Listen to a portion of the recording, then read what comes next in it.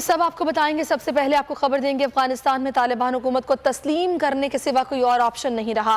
अफगानिस्तान के मामले पर सब ममालिक के साथ मिलकर मुश्तरका इक़दाम करना चाहते हैं। अफगानिस्तान में जामे हुकूमत होनी चाहिए। हम तमाम इलाकाई ममालिक से मुशावरत कर रहे हैं।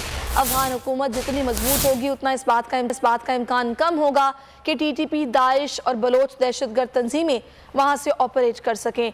यकीन है कि अफगान सरजमीन पाकिस्तान के खिलाफ इस्तेमाल नहीं होगी। वज़ीर आज़म इमरान खान का फ्रांसीसी जरीदे को इंटरव्यू, कहा अफगान बैरूनी मुदाखलत से नफरत करते हैं, आप इन्हें मजबूर नहीं कर सकते। आलमी बरादरी को अफगान अवाम के लिए किरदार अदा करना होगा। पाकिस्तान अफगानिस्तान का मुआशी बोझ तनहा नहीं उठा सकता। अब भारत से पड़ोसियों जैसे ताल्लुकात चाहते हैं। बातचीत के लिए कश्मीर पर किया गया एकतरफा इक़दाम वापस लेना होगा। इसके बगैर भारत से बात करना कश्मीर से गद्दारी होगी।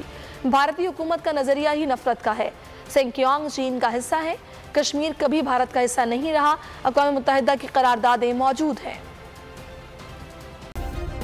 सब्सक्राइब करें और बेल दबाएं ताकि कोई खबर रह न जाए।